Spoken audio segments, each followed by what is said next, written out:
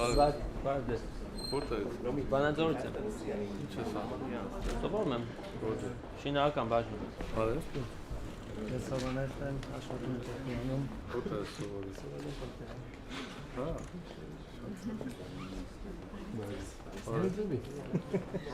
Դու ես պոլիցիայից սովորել։ Որտե՞ղ եք։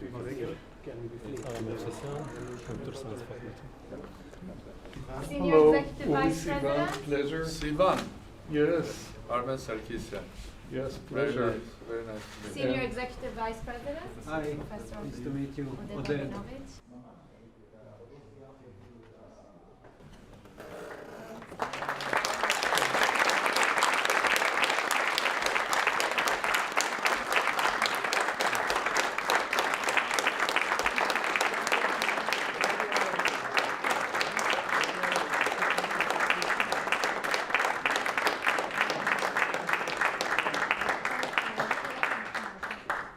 Welcome you to the Technion.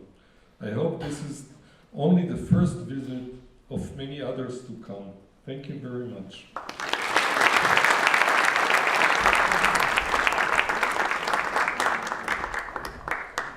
I would like to emphasize why I'm here, because I was invited by the President of Israel to be a part of the commemoration of similar very big tragic event, which is the Holocaust.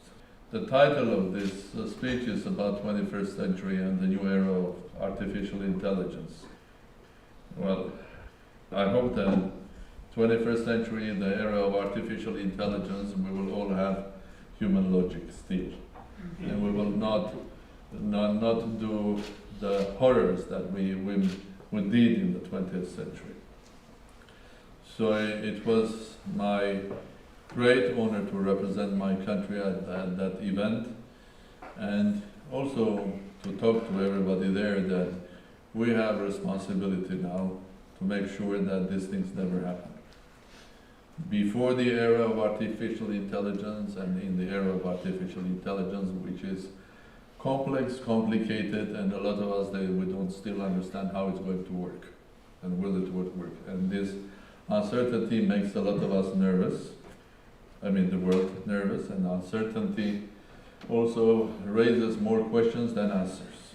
You are in one of the best universities in the world, and I mean that because I know you're a university when some of you were not born, because I came here early 90s, okay, and I came because I used to do research on relativistic astrophysics and theory of gravity, and back in Soviet Union, and I wrote several articles on biometric theories of gravitation and their applications to astrophysical objects. It's a great university not only by history of what you are doing, it's unique because it's a technological university. It's not a university of engineering simply, it combines many things together.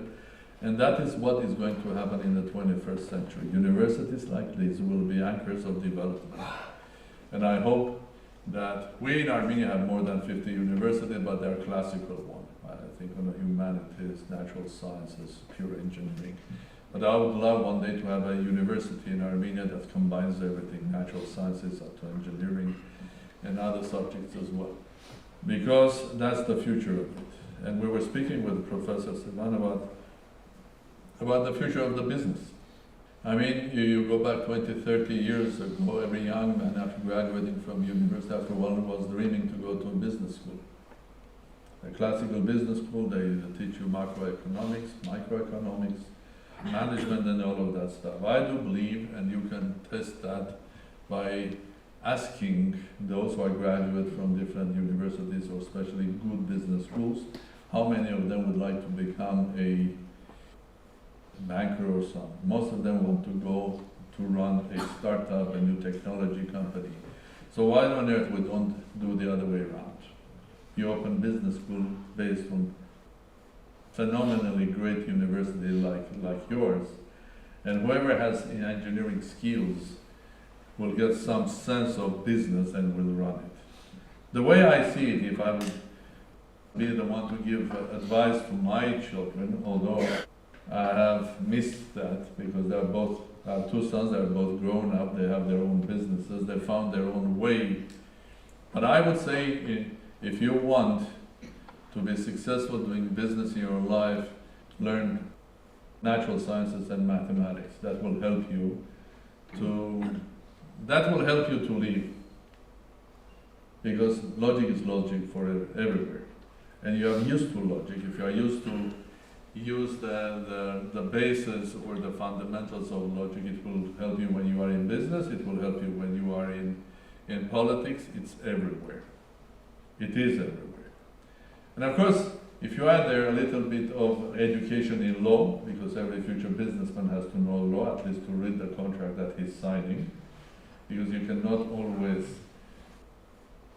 rely on the lawyer that you hire. You pay them a lot of money, but sometimes they don't understand the subject. And of course, you have to know a little bit of finances to understand your bottom line and to read your financial papers. And here you are. Add a little bit of common sense, you become a businessman. Because this world is becoming a new startup. And every young man will have an opportunity of coming up with creativity. This is what we see with big companies. For years I used to work with big multinationals. I mean really big European, American multinationals as their chief advisor. And the one thing I do see now, the classical form of that system, which is the hierarchy with the chairman, the CEO, and goes down and down. And in order to rise up, you have to go the classical way, going from the bottom up, being educated in one university, getting a position and going up. But the world is changing. It's more becoming a place where innovation, new ideas are becoming important. Even the big companies now are starting inside them a sort of a spaces for innovation. One thing that will be encouraged in the 21st century is innovation, new ideas. So except your education, what we need is the spirit of being free and strong and believer that you can have idea, and your company or your personal company or the company that you work for or the country needs those ideas. So that's 21st century. We are entering. Crossroad of change. And that change is going to be dramatic. It is dramatic. And there are a lot of unknowns. Now we live in a different world. We are interconnected individuals, each of us, like elementary particles. We interact with the speed of light, like elementary particles. We are gradually getting, I'm sorry for, you may take or leave what I'm going to say, but we start believing like quantum objects. Half of our life is virtual, and when we are virtual, we are quantum. Quantum in the sense that our relations are not classical, quantum in the form that our relations our interconnection has the similar quality, quantum in the form that we are behaving not classically at all. Here we are, the beginning of the 21st century, again we are on a crossroad, but not in a form of one science like physics, but globally. We are lost. Well, it's not my words, I'm coming from Davos. Everybody was saying that it's difficult, it's problematic, we don't know where to go, we don't know how economy is going to develop, we don't know what is going to happen in the future, what is the technology going to, are there going to be wars, the scale of global risk is growing and so on. So we are on a crossroad, we don't know. And as you said, classical institutions, they don't work. And more we see that what is happening there, it's very difficult to explain with our classical logic. So you can only do that, because I think that's the solution, if we again change our logic. If we approach the world affairs in a differently. The reality is that a lot of things are changing. Look at politics. Let me take you something into politics. In many countries, the classical ways of running politics, when the politics is defined by specific ideology, and the ideology is about socialism or equality or about free market liberalism, Then the ideology creates group of people, interconnections or collectivities. They are members of the party and they are basically structuring the political structure of the country, and you have elections every 4 or 5 years, you have elections. You fight it, you are elected, there is a government that is running the country and they are responsible for you.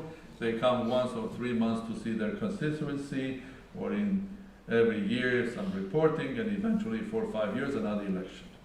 How it's run today? I mean, there is a daily connection between those who are electing and those who are elected on Facebook. So it's a 24 hours live, with the speed of light, reaction on what is happening in politics.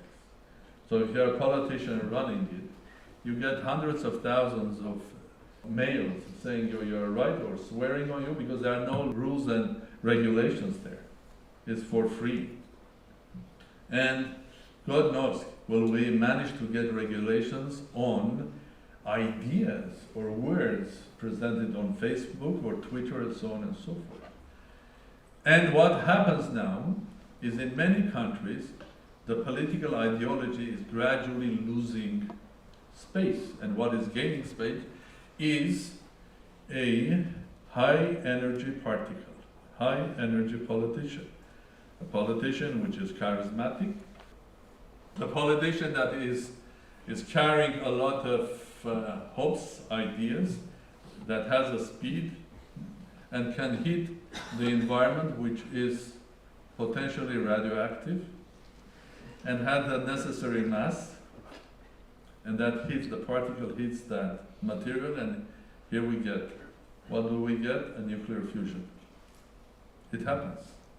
If more than 100 years ago, we humans have discovered that the nature of the world is no longer classical and it's quantum, and starting seriously looking at the quantum world and trying to understand, do our research, and also to use the features of the quantum world.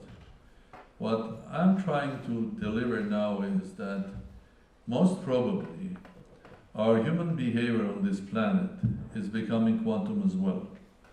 So it is going to be more and more difficult to explain that in a form of classical forms of human behavior, which is the way politics was run, the way industries were run, and the way international relations were organized. And because we are on the crossroad and we have not embraced the simple idea, and that the world as well has become non-classical, it's becoming more and more quantum. And in order to be successful in business, in technology, even in politics, we have to change our logic. The way we run politics, the way we run international relations, and the way we look at the future. Then probably we will learn how to predict. Because the usual tools of prediction in the classical world are gone. In this world, where so many things look unpredictable, if we change our philosophy, our logic will be able to understand. So maybe I would say that this world is also quantum, and it's fascinating because it opens huge perspective to use the new logic that we have learned 100 years ago of quantum mechanics in order to understand 21st century in the era of artificial intelligence. I'm not going to lecture here because you are the ones that can lecture me about how the artificial intelligence is going to change the world. The way we run our healthcare, how powerful we will become with the artificial intelligence and new technologies in identifying not only doing a simple genomic engineering, but really understanding and controlling our health.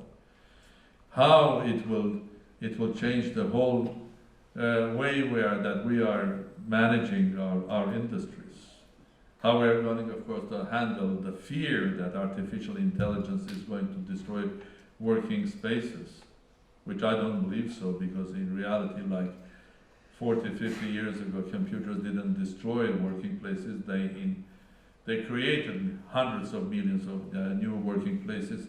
We will go into an area where humans will do much more creative work. It's going to change the way we run industries. Big corporations are going to be hit by the decision. Either they change their behavior to encourage quantum innovation of individuals, because this is what every and each corporation will be looking for. Not just acting as a soldier, as an engineer standing there and putting things together, but coming up with an idea of innovation for every and individual one. So every individual engineer or worker at the place will be seen also if they come with the creative work. But of course, with all of that, I would like to say that the most important things will still remain the human ones, which are simple human words and emotions, which are love, respect, being honest, because if we lose them, and then there'll be no natural intelligence, there'll be only artificial one. If we lose them, we can create hell on this planet and beyond. So morality, love, caring each other will stay the greatest values of human beings in the future as well, beyond the era of artificial intelligence. And this is probably one thing that the universities, great universities like yours, among physics, mathematics, maybe tomorrow also law or finances, could teach your students, because the future will be in your hands. I would love to, as we were speaking, to create a bridge between Armenia and Armenian University and universities and Technion. And specifically we're speaking, I would like to tell you, because there's a presidential initiative in Armenia which is called ATOM, Advanced Tomorrow. It's abbreviation, ATOM, Advanced Tomorrow. It's a place that I'm trying to bring the best of the world in artificial intelligence mathematical modeling through big multinational companies and best universities in a small place in Armenia, in order to give boost to that sector of knowledge, artificial intelligence, mathematical modeling in Armenia, and also to create bridges between great universities.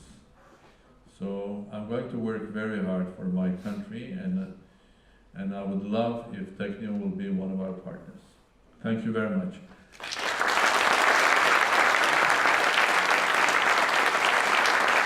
You talked a lot about how technology is changing our lives and how and there's a lot of advantages in that area.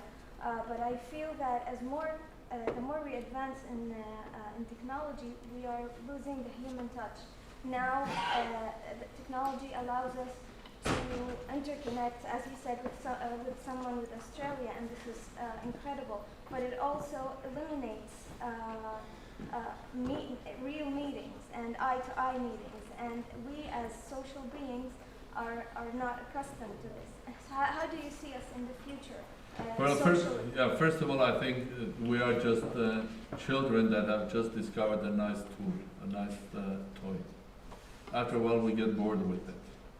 So we'll start again valuing that the person sitting near to you is the dear person to you, and you don't need the gadget in order to communicate. But I also made a point that despite all of the advantages and everything, real human values will be the most important one. When I spoke about love, I don't know how you're going to express love virtually. You can write about it, but how to make it virtual. I think it's more human, about morality, love, and so on. So I think these ones will become more and more important, hopefully. Because we're on the early stage, we're just so excited with what we have. We don't regulate it, we don't know how to deal with it. We don't know even how to control it, because it can damage us, because it's a tool that can damage us.